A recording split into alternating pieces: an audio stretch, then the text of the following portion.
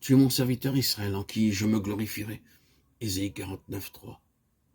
Lorsque la vie même de Dieu viendra en vous, vous serez capable de dire « Je connais maintenant le Seigneur, car sa vie même coule en moi, constamment et abondamment. Et cette vie m'apporte la révélation de sa volonté et de son dessein.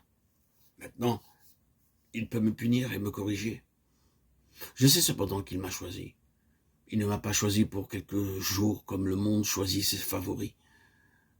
Dieu nous a choisis, il nous a choisis pour un dessein, et il sait comment nous rendre aptes à ce dessein.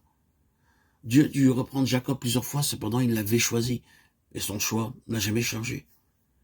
Cela a pris plusieurs années et beaucoup de patience de la part de Dieu pour former Jacob comme un vase choisi.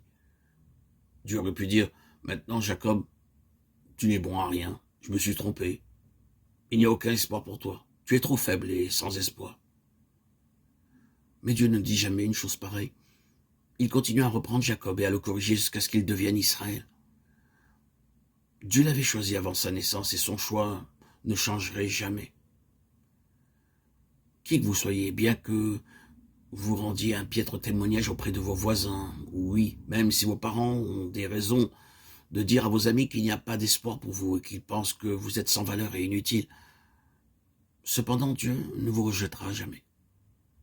Si vous êtes un véritable croyant, il continue à vous dire, mon enfant, je t'ai choisi, bien que tu me blesses et que tu sois défaillant à mon égard, cependant, je t'ai choisi. Le Seigneur vous dit, tu peux m'abandonner, mais je ne t'abandonnerai jamais. Je t'ai choisi pour l'éternité. Oh, quel amour, quelle grâce, quel salut. Éternel, souviens-toi de moi dans ta bienveillance pour ton peuple.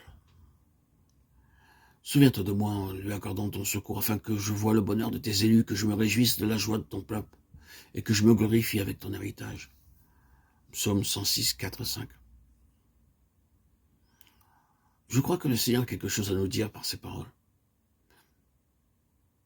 Lisez-les vous, pour vous-même, à genoux. Lisez-les avec foi. Lisez-les tranquillement, pieusement, mentalement, puis après verbalement. Lisez-les encore, et vous verrez en vous une transformation, un changement. Dieu utilise plusieurs situations et circonstances pour éveiller en nous un désir spirituel. Très peu d'entre nous ont une inspiration et une faim naturelle pour Dieu. Beaucoup pensent à lui lorsqu'ils désirent obtenir quelque chose ou lorsqu'ils sont dans l'épreuve, la détresse, la maladie ou la pauvreté. Très peu d'entre nous vont à Dieu pour lui-même. Nous n'allons à lui que lorsque nous désirons des choses terrestres et périssables. Hélas, pour beaucoup, les désirs que nous avons dans nos cœurs sont pour les choses périssables, qui n'ont aucune valeur.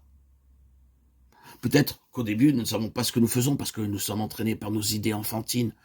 Nous constatons que ceux qui ne savent pas comment discerner les choses de Dieu sont entraînés par les apparences. Mais, hélas, ils ne le savent même pas. Ils gaspillent leur temps, leur argent et leur énergie dans les choses mondaines.